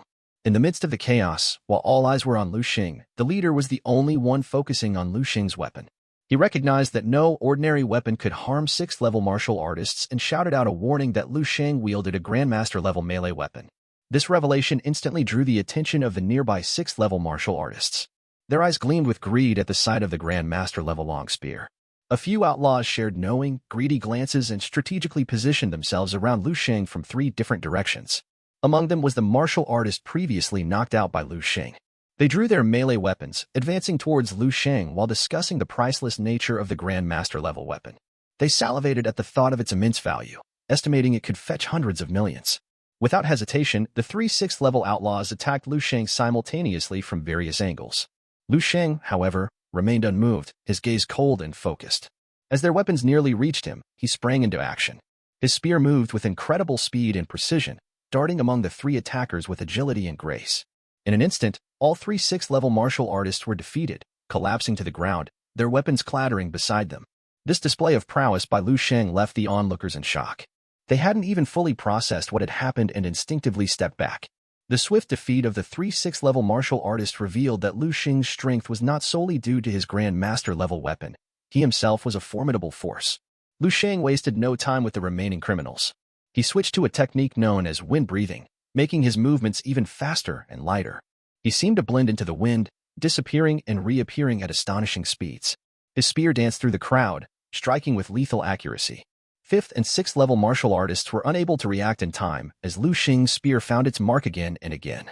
Each thrust of his spear claimed a life, and he vanished as swiftly as he appeared, akin to the Grim Reaper. In a matter of seconds, the number of criminals in the room drastically reduced, the floor becoming littered with limbs and blood. The man in the red suit, shocked and disbelieving, retreated towards the nearest exit, screaming in panic. Assuming Lu Sheng to be a Grandmaster, he desperately sought escape. However, Lu Sheng quickly noticed his attempt and appeared behind him, intent on not letting him go. In a sudden turn, the man in the red suit shifted from panic to a twisted sneer. His body erupted into flames, his disfigured face contorting in mockery. He boasted about outsmarting Lu Sheng, his demeanor shifting from fear to gloating triumph. In a climactic confrontation, the man in the red suit, consumed by fury and confidence, unleashed a devastating attack on Lu Sheng. He roared defiantly, "Go to hell, Grandmaster," as he hurled a massive fireball towards Lu Sheng. The fireball, radiating intense heat waves, was powerful enough to destroy half a factory building. Reveling in his fiery creation, the man in the red suit was certain that Lu Sheng had been incinerated, his sneer tinged with madness. However, to his shock and horror, from within the flames, a voice emerged, cold and mocking like the Grim Reaper itself. "This is all you got? What a pity. And this is what you call fire." The man's eyes bulged in disbelief as he saw Lu Sheng standing amidst the flames, completely unharmed. Lu Sheng's indifferent gaze seemed to pierce through his soul. In a swift, unexpected move, Lu Sheng extended his hand and, with a crisp snap of his fingers, extinguished the surrounding flames. All that remained was a small purple spark that gently landed on the man in the red suit. In the next instant, a heat wave, more intense than before, erupted. The man was engulfed in purple flames, experiencing unbearable pain. He lost consciousness before he could even scream. The leader, who had been observing from the sidelines, was stunned. He realized that even a 6th-level martial artist, with a body as strong as steel and capable of withstanding temperatures up to 2,750 degrees Celsius, couldn't endure such intense heat. Lu Sheng's gaze then fell upon the leader, instilling overwhelming fear. "Lu Sheng, in a casual tone as if making small talk, asked the leader how he wished to die. The nonchalance in Lu Xing's voice instilled unprecedented fear in the leader. Meanwhile, Meng Jianfei and Su Mingyao, filled with unease, cautiously approached the factory. At the entrance, they discovered 4 bodies, each killed with a single strike. Meng Jianfei noted that all the victims had their necks pierced, dying instantly. Su Mingyao, worried yet nonchalant, expressed concern for Lu Xing's safety. Exchanging a glance, the pair, in perfect sync, charged towards the factory. Upon entering, they were stunned by the carnage. The factory floor was littered with bodies, the air thick with the stench of blood. As they were trying to process the scene, the leader lunged at them, only to be cleaved in 2 by Lu Xing's spear. Su Mingyao, dumbfounded, could hardly believe that a peak 6th-level martial artist was effortlessly slain by a single strike from Lu Xing. Lu Xing, with a gentle shake of his spear, cleaned off the blood. Turning to Su Mingyao and Meng Jianfei, he casually informed them that the mission was complete. He requested their help in finishing up the remaining work, his voice as calm as if the battle was just an ordinary occurrence. Having said that, he casually walked out of the factory, leaving the 2 amidst the chaos and corpses of over 30 criminals. Dejectedly, Meng Jianfei and Su Mingyao sat down, their hearts overwhelmed with shock and disbelief. They had prepared themselves for numerous outcomes, even bracing for the possibility of meeting their end. However, upon their return, they were astonished to find that Lu Xing, on his own, had eliminated all the adversaries. Meng Jianfei couldn't help but remark on Lu Xing's exceptional abilities, acknowledging him as the top martial scholar. Watching Lu Xing's departing figure, they realized that the 7th Divine Martial University had struck gold this year by having him. After completing the mission, Lu Xing didn't linger. He quickly hailed a taxi and set off. During the journey, his phone vibrated with an urgent message. Lindsay was hurriedly calling him back, informing him that someone from a rival Divine Martial University had challenged their Divine Tower. The message filled the ride with a sense of urgency. Before he knew it, the taxi arrived at the gates of the 7th Divine Martial University. Lu Xing, maintaining his politeness, thanked the driver and then proceeded through the university gates, his hand gripping the weapon bag tightly. Reflecting on his first mission, Lu Xing acknowledged the significant benefits he had gained. The criminals he had eliminated, despite their ruthlessness, had strong blood energy levels, which immensely benefited his long spear. He could feel that the process of the weapon's soul nourishment had begun. Nearby, Lindsay, who had been eagerly waiting, spotted Lu Xing and excitedly ran towards him, shouting his name. Carrying a long spear on his back, Lindsay approached with curiosity. He inquired about the mission, wondering if it had been challenging and if everything had gone smoothly. Lu Xing casually shook his head, indicating it hadn't been tough, just a matter of eliminating a few wanted outlaws. Lindsay's expression shifted to one of dramatic disbelief. Lu Xing thought his words might have unsettled Lindsay, considering he was only an 18-year-old university freshman. Though a prodigy, Lindsay was still a teenager, and the concept of killing might be too brutal for him. Lu Xing was about to explain the viciousness of the criminals and their crimes to ease Lindsay's concerns. However, Lindsay interrupted him, his eyes shining with excitement and enthusiasm. He bombarded Lu Xing with questions about the exhilaration of killing and whether it was satisfying. After expressing an excited desire to take on similar missions and experience the thrill of confronting wanted criminals, Lindsay's enthusiasm was clear. Lu Xing was taken aback by Lindsay's intense and somewhat violent reaction. He began to wonder if Lindsay had a natural inclination towards violence. As Lu Xing made his way through the campus of the 7th Divine Martial University, he noticed a significant number of students hurrying in one direction. Curious, he observed that they were all heading towards the Divine Martial Tower. He remembered Lin's earlier message and overheard conversations about a student named Xia failing to defend the tower. Another student expressed concern that their university was struggling to maintain control over the tower. Intrigued by this commotion, Lu Xing moved closer to the crowd, driven by his curiosity. Lu Xing's interest peaked when Lindsay, excited to see him, quickly filled him in on recent events. During Lu Xing's absence, their university had faced a major challenge. A group of senior students from the 4th Divine Martial University, led by a powerful individual named Miao, ranked 6th among the 7 saints, had come to challenge their tower. Lu Xing learned that most of the top seniors from their university had been unable to defend against Miao's prowess. The uncertainty loomed over whether Chun Yuan, the strongest senior at the 7th Divine Martial University, could successfully defend the tower. Lu Xing, however, was not particularly concerned with the details of the challenge. His primary interest was understanding what the 7 saints' ranking entailed. Lindsay eagerly explained that each university maintained a ranking list for students from sophomore to senior year who hadn't yet graduated. Their university, the 7th Divine Martial University, had Chen Yixian and Staolan at the top of their rankings. The 7 Saints ranking, however, was a more prestigious list, encompassing senior students from all 7 Divine Martial Universities. This ranking was highly respected, and those who made it onto this list were considered the elite prodigies of the younger generation. Lindsay expressed a bit of disappointment in their university standing. The 7th Divine Martial University didn't have any students in the top 10 of the Seven Saints rankings. Their highest-ranked student was Chen Yixian, positioned at the 13th spot.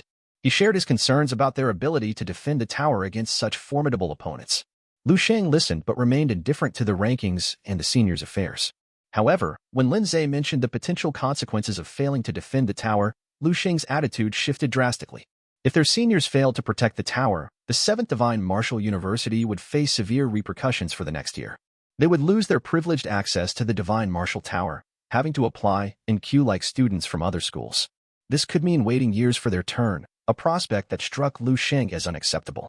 Lu Sheng, previously uninterested, now felt a sense of urgency. Lindsay, mid-sentence, suddenly realized Lu Sheng had stopped walking and was staring at him incredulously. Lu Sheng's eyes widened in disbelief. The thought of waiting years to access the tower was unthinkable to him. In the next moment, he disappeared from sight, leaving behind a faint statement that underscored his resolve. What a joke. Guarding the tower, I will do it myself.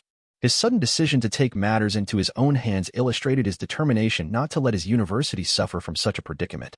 Lindsay, initially nodding subconsciously to Lu Sheng's declaration, suddenly realized the gravity of what he had said. The thought of Lu Sheng taking it upon himself to defend the tower struck him with a mix of shock and excitement. Exclaiming aloud, Lindsay couldn't contain his exhilaration and sprinted towards the Divine Martial Tower. At the Divine Martial Tower, the atmosphere was tense and heavy. The area was thronged with students from the 7th Divine Martial University, their frustration and anger palpable. They had just witnessed their strongest seniors being bested by counterparts from the 4th Divine Martial University. This defeat wasn't just a blow to their pride. It signified the potential loss of the esteemed privileges associated with being part of a Divine Martial University. Now, their last hope rested on the shoulders of their top senior. Amidst the anxious crowd, the tower's doors opened, and a figure emerged. A girl, who had been waiting anxiously, ran towards the man who was revealed to be Chen Yixian. Chen appeared exhausted, his forehead covered in sweat, breathing heavily. It was evident that he had not succeeded in advancing in the Divine Martial Tower challenge. The girl quickly moved to support him, deepening the gloom among the students. Their strongest senior had been defeated. Who could possibly stand up to Miao now? Chen Yixian, another student, observed the 7th Divine Martial Tower rankings with a clenched fist. He saw that Miao had already conquered the 21st level. If Miao succeeded in the challenge, it would confirm their university's failure to defend the tower. Chen Yixian, who had been at the university for 4 years, felt a personal connection to the tower and was dismayed to see it surpassed by an outsider like Miao. The realization of the vast gap between their abilities filled him with frustration and bitterness. In the crowd, there were some spectators from outside the university who were indifferent to the outcome. They were there merely to witness the drama unfold, some even joking that the 7th Divine Martial University was on the verge of an embarrassing defeat. The nearby students, overhearing these remarks, could only silently bear their indignation. Suddenly, the crowd felt a powerful force emanating from behind, pushing them aside. The force was strong enough to create a pathway about 2 meters wide through the crowd. Many recognized this as a manifestation of psychic power. It was Lu Sheng, utilizing his psychic abilities to clear a path towards the tower. As he made his way through, the crowd parted, allowing him to pass. All eyes turned to Lu Sheng as he approached the Divine Martial Tower with his weapon bag in hand. Many in the crowd recognized him. His reputation had grown significantly recently, and his feats had spread among the students. Lu Sheng was the top martial scholar of the year, known for his domination over all freshmen and even defeating the spear technique instructor, Lu Ruqing. The revelation that Lu Sheng was also a master of psychic power added another layer to his already impressive credentials. The crowd watched in anticipation as he steadily made his way to the tower, wondering if he could be the one to turn the tide in favor of the 7th Divine Martial University. Many students from the 7th Divine Martial University eyed Lu Sheng with a mix of hope and uncertainty as he approached the Divine Martial Tower. Could he, a mere freshman, be the one to successfully defend the tower? This question lingered in the air, igniting a faint spark of hope among his fellow students. However, students from the 4th Divine Martial University scoffed at the notion, finding amusement in the desperation of their rivals. They ridiculed the idea of relying on a freshman to challenge someone ranked 6th in the Seven Saints rankings. To them, the idea seemed preposterous, a joke. This mockery left the 7th Divine Martial University students glaring in silent frustration, unable to formulate a strong comeback. Lu Sheng, oblivious to these exchanges, was driven by a singular focus. He was determined not to wait years for his chance to enter the Divine Martial Tower. His resolve was clear as he made his way into the tower, where no one dared to obstruct his path. Inside, he encountered only one staff member, a woman he recognized from his previous visits. He approached the reception desk and inquired whether queuing was no longer necessary. The woman, recognizing Lu Xing, was taken aback by his presence. It was hard for her to believe that Lu Xing, a freshman who had never set foot in the Divine Martial Tower, was now here to defend it. Without wasting time, she quickly registered him and opened the door to the elevator that led to the tower. As she did so, she expressed her concerns about Miao, the arrogant contender from the 4th Divine Martial University, who was close to breaking their university's record. In response, Lu Xing reassured her with confidence. He calmly stated that he alone was sufficient to handle the situation, humorously asserting that Miao wouldn't break his record. The woman stood there, momentarily frozen, struck by his unwavering confidence. Outside the tower, a girl who had been following Lu Xing lately was regrouping with her friend. Both were sweating profusely, as if they had been frantically searching for someone. The girl, hearing that Lu Xing was engaged in a AA grade mission, looked towards the Divine Martial Tower with a sense of despair. She felt that without Lu Xing's presence, their university was doomed to lose. A curious bystander inquired about who she was looking for, questioning if that person was really impressive.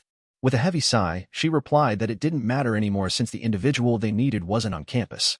The bystander's attention then turned back to the tower, expressing skepticism about their chances, especially since they had sent Lu Xing, a freshman, albeit a recently famous one, to defend the tower. At the mention of Lu Xing's name, the girl's interest was piqued. She abruptly grabbed her friend's shoulders in excitement, exclaiming in disbelief that Lu Xing had entered the tower. Her friend, startled by the sudden outburst, pointed towards the ranking board at the entrance. The group quickly gathered around to check the board. Indeed, at the bottom of the screen, Lu Xing's name had appeared, indicating that he was currently on the 1st level. This revelation sparked a flurry of reactions among the students, as they watched with bated breath, wondering if Lu Xing could truly turn the tide in their favor. Filled with anticipation and an infectious joy, she began jumping up and down, declaring with confidence that their university was bound to win now. Her emotions ran so high that tears formed at the edges of her eyes, betraying the depth of her feelings. Her friend, standing beside her, looked on in confusion, struggling to understand the source of her overwhelming excitement. After all, Lu Xing was just a freshman. Yet, as the girl wiped away her tears, she couldn't fully articulate why she felt such strong confidence in Lu Xing. Perhaps it was the unshakable pride of a fervent fan.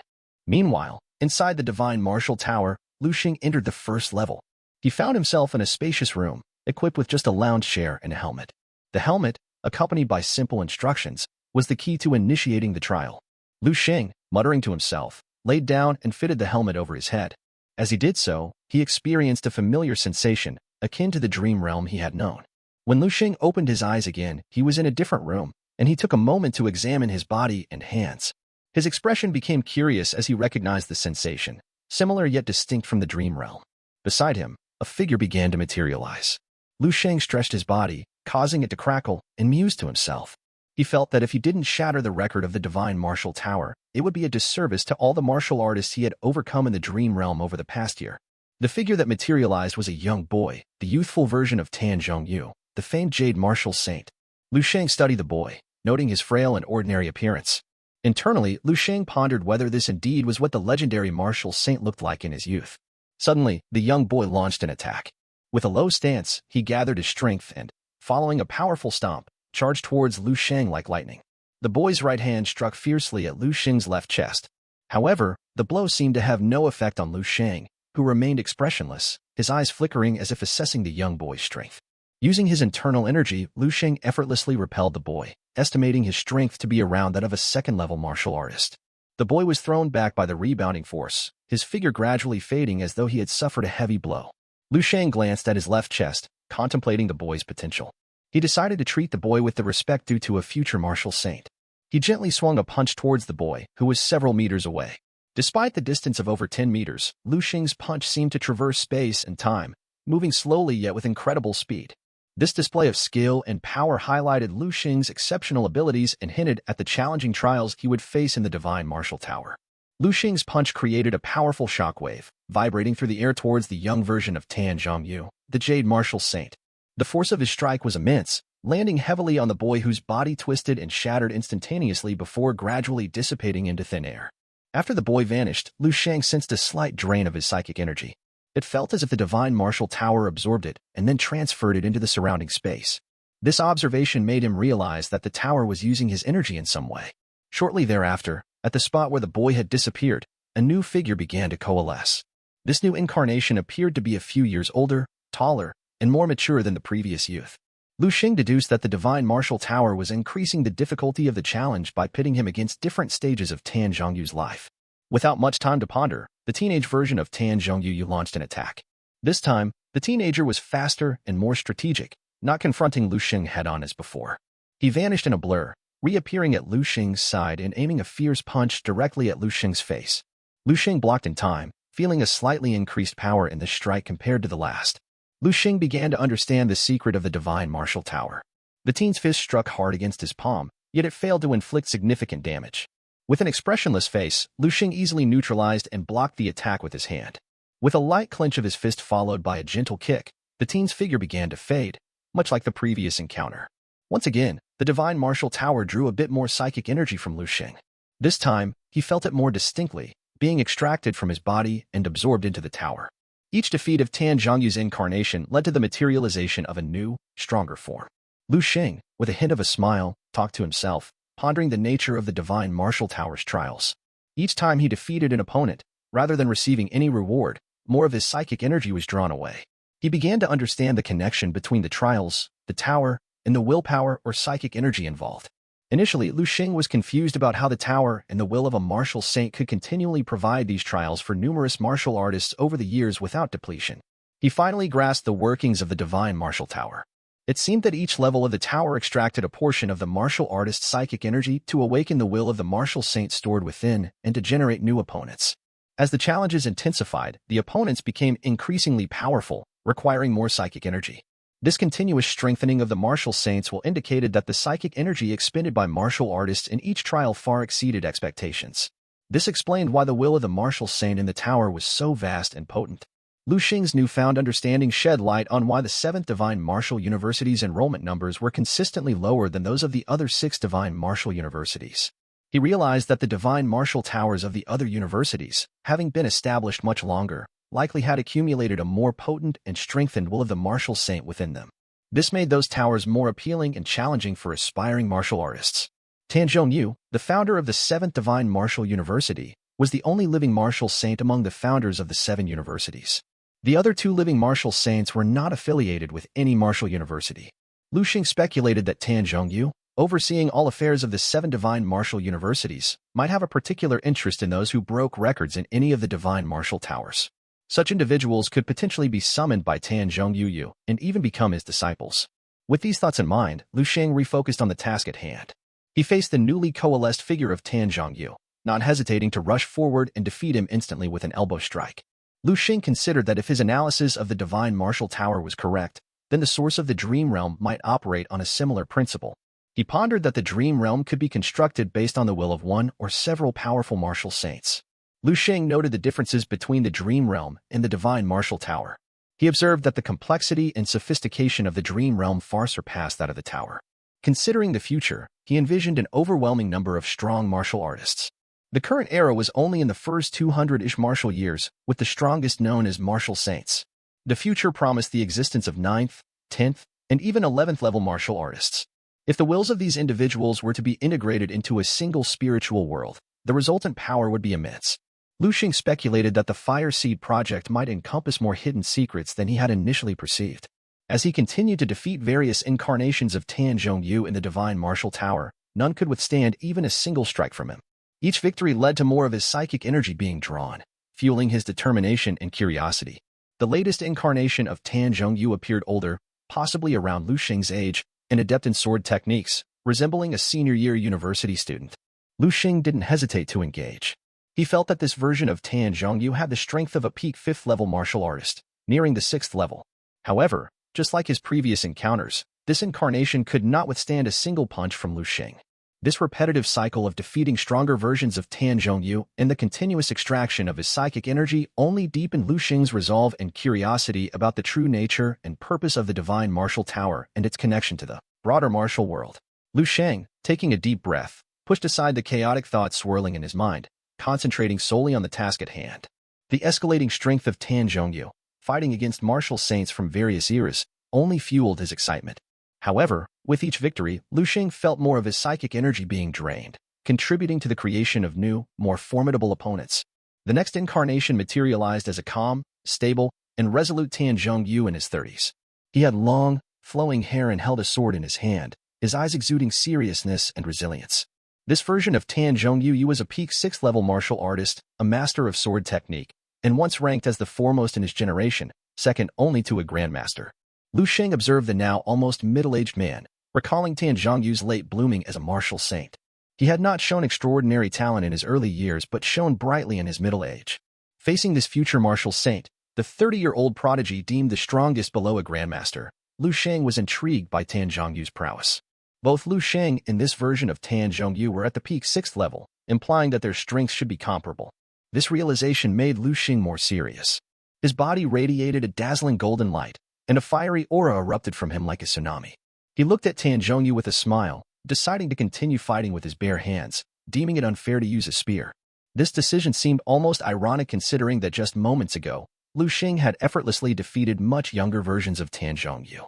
Yet now, he contemplated the fairness of his approach, showing a different side of his character.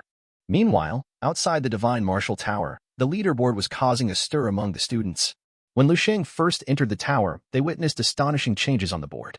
Miao Renxiang, a challenger from another university, had beaten the 21st level and moved up to the 22nd, causing a wave of shock and unease among the students of the 7th Divine Martial University.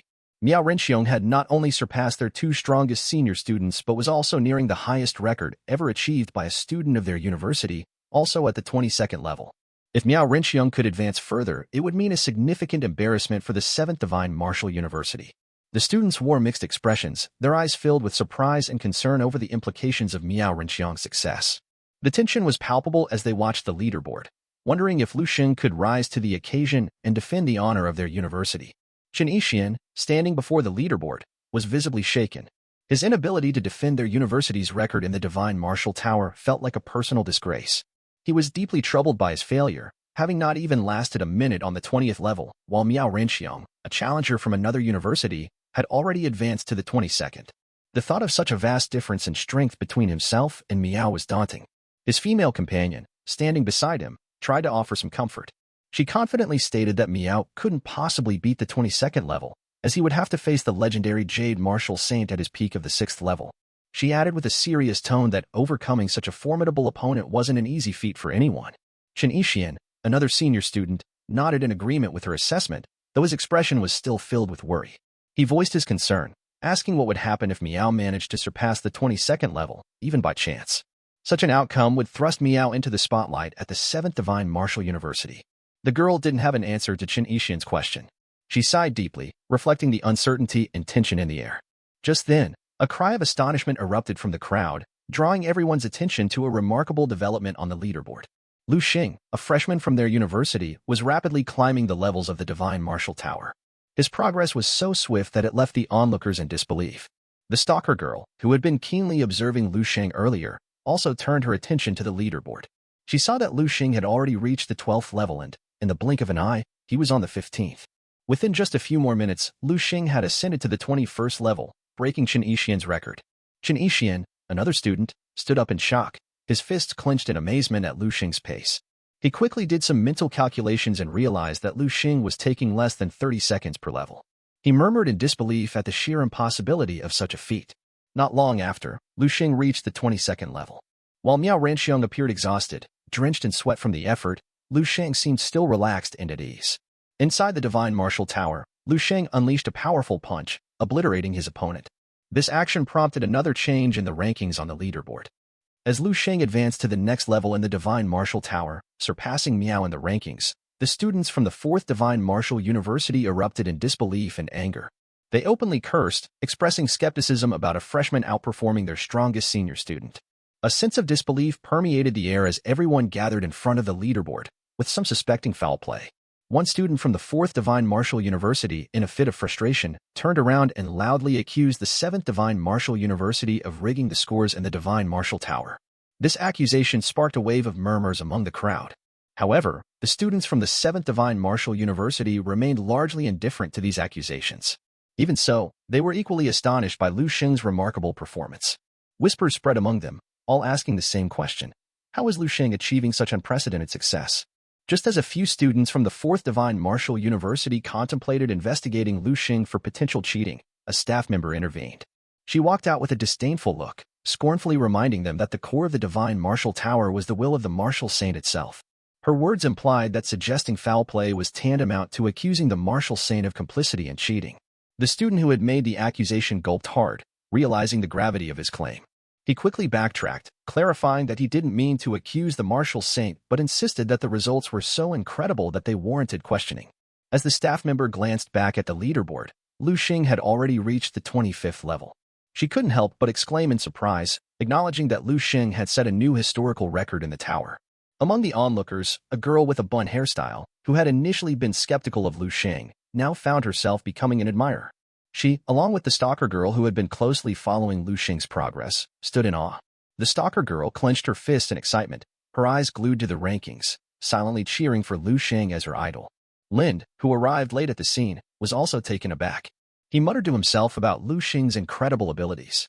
The noise and commotion around the leaderboard gradually subsided, giving way to an eerie silence. Some people, trembling with excitement, took out their phones to capture this historic moment. While everyone outside the tower was deeply curious about the events unfolding within, there was no live broadcast to offer them a glimpse. The absence of visuals only heightened the mystery and anticipation of what was happening inside the Divine Martial Tower. Back in the Divine Martial Tower, Lu Sheng's prowess was on full display. His formidable fist struck Tan Zhongyu, who, despite being in his mid-30s and at the peak of the 6th level, was defeated. At this stage, Tan Zhongyu had not only reached the peak 6th level, but he had also developed the will of a grandmaster, and his swordsmanship had ascended to the control realm. This made him undeniably the strongest figure below the level of grandmasters. Lu Sheng pondered how, just a few weeks earlier, before he had fully mastered his physical strength in the melee weapons training room, he would have struggled against Tan Zhongyu without his spear. Relying only on his physical strength against such a formidable opponent would have been a significant challenge. As he reflected on this, Lu Sheng felt his psychic energy being drained again by the tower, this time more than ever, causing even him to experience a slight headache. He realized the Divine Martial Tower demanded a high price for these challenges. He mused that if it were any other student, the amount of psychic energy required at this stage would have been overwhelming. His anticipation grew as he realized his next opponent was likely to be Tan Zhongyu at his Grandmaster level. Turning to his side, Lu Sheng saw an older version of Tan Zhongyu materializing, his hair half white, his face adorned with a beard but still possessing youthful and smooth skin. His eyes, wise and penetrating, and his calm, relaxed expression exuded the aura of a Grandmaster. The intensity of this aura was so sharp that Lu Sheng had to shield his face with his arms as he struggled to keep his eyes open. Tan Zhongyu, who became a Grandmaster at 42 and fought 8 Grandmasters in the same month with a record of 7 wins and 1 draw, was undoubtedly one of the strongest of his time. Lu Sheng recalled Tan's remarkable record and knew that even in his Grandmaster state, Tan would be a formidable opponent. Lu Sheng prepared himself for the challenge, his body erupting with all his strength, radiating a dazzling golden light like several suns. Tan Zhongyu, remaining calm, drew his weapon. Lu Sheng, his eyes full of battle intent, wondered whether Tan Zhongyu's blade would be able to withstand his power or be burnt to ashes first. In an instant, Lu Sheng transformed into a blazing golden sun, unleashing a powerful punch and charging towards Tan Zhongyu. Lu Sheng had his pride. Today, he wanted to test his strength as a 6th-level martial artist against a 7th-level grandmaster, a martial artist who would later become a martial saint. In the Divine Martial Tower, Lu Sheng was fully engaged in a formidable battle against Tan Zhongyu. There was no intricate technique involved in Lu Sheng's approach. It was a straightforward, powerful punch. He clenched his fingers into a fist and hurled it towards Tan Zhongyu. Tan, composed as ever, slowly lifted his longsword, which radiated an incredibly powerful force. Lu Sheng's pupils contracted as he saw the sharp blade slashing through the air, an unavoidable strike. Testing his own limits, he stood his ground against the powerful attack, which left a long scar across the room. Attempting to block it with his fists, the strike shattered Lu Sheng's internal energy and surrounding flames, leaving slight wounds on his wrist. Lu Sheng wiped sweat from his cheek, smiling at the prospect of facing such a formidable opponent. His fighting spirit grew even stronger, realizing that only under the extreme pressure of life-and-death situations could he become more powerful. He leaped back, retreating a few steps, sensing that he was one step closer to the second stage of his perfect martial path. Taking a deep breath, Lu Sheng executed his control realm movement technique, reaching peak speed and becoming nearly invisible to the naked eye. He rapidly closed in on Tan Zhongyu, who remained unflustered. Tan lifted his long sword with both hands and swung it down fiercely. Following the first sword strike, he immediately executed an upward slash, sending 2 sword waves flying towards Lu Sheng. Lu Xing's body was once again enveloped in flames, all converging into his right fist wrapped in a layer of internal energy. He focused all his internal energy on a single point, as if holding a sun in his hand. Combining this with flame-breathing technique and stellar technique, he unleashed 10 suns in the sky. Meanwhile, in the vice principal's office of the 7th Divine Martial University, the vice principal was reading a document about Lu Xing's recent AA level mission. His astonishment grew as he read. The mission had been upgraded to a AAA level since it involved 8 6th-level martial artists, 2 of whom were at the peak of the 6th level. All had been decisively defeated by Lu Xing. Alongside the report was a 10,000-word letter of gratitude from the city police chief, filled with praises for Lu Xing. Taking a deep breath, the vice principal leaned back in his chair, shaking his head and smiling. He had thought Lu Xing would take some time to settle in before making waves, but here he was, already bringing another big surprise. The strongest freshman, the national top martial scholar, had dominated all new students on his first day, defeated senior students, and even bested melee weapon instructors upon enrollment. Now, he had single-handedly completed a AAA-level mission, showcasing his extraordinary capabilities. In the office of the vice principal of the 7th Divine Martial University, there was a profound sense of recognition as he reflected on Lu Xing's combat power. He saw in Lu Xing a reminder of the university's principal from years past, perhaps even surpassing that level of strength. The vice principal couldn't help but wonder about Lu Xing's potential. If Lu Xing was this formidable now, what heights could he reach when he attained the Grandmaster level? He considered that Principal Tan, who hadn't been seen in public for many years but always kept an eye on the university's affairs, would be very interested in Lu Xing. As the vice principal pondered this, preparing to contact Principal Tan Zhang, a staff member from the Divine Martial Tower burst in, bringing news of an emergency situation. The vice principal sighed, adjusting his glasses, expecting that the results from the tower had caused some stir. He remarked that the competition in the Divine Martial Tower was a rule set by the martial saint to foster competition among students. While it could be somewhat embarrassing, he accepted that it was beyond his control. He instructed the staff member to inform the authorities from the 4th Divine Martial University about the outcome, deciding not to appear personally. His tone conveyed a sense of resignation towards the end of his instructions. However, the staff member looked surprised and clarified that the situation didn't concern the 4th Divine Martial University. Instead, it was Lu Xing from their own university who had broken the record of their school's Divine Martial Tower, reaching the 26th level. This revelation left the vice principal in shock. He paused, his breathing becoming rapid, and in a sudden burst of energy, he vanished through the window, leaving behind a whirl of scattered documents and shattered glass. This dramatic departure was mirrored in several other offices nearby. Multiple individuals, presumably other vice principals or high-ranking officials of the university, broke through windows and soared towards the Divine Martial Tower. Students nearby felt the intense pressure emanating from these grandmasters. Looking up, they saw several vice principals from their own 7th Divine Martial University, all converging in the same direction, towards the Divine Martial Tower. The extraordinary scene unfolding at the 7th Divine Martial University was not just a testament to Lu Xing's incredible achievements in the tower. It also illustrated the profound impact his actions had on the university's hierarchy, stirring even the most senior officials into action. And there you have it, the captivating tale of Lu Xing's incredible journey in the cultivation world. If you want to find out what happens next, stay tuned because we'll be continuing this story in our upcoming videos. Don't forget to like, subscribe, and hit that notification bell to join us on this thrilling adventure. Until next time, folks. Thanks for watching.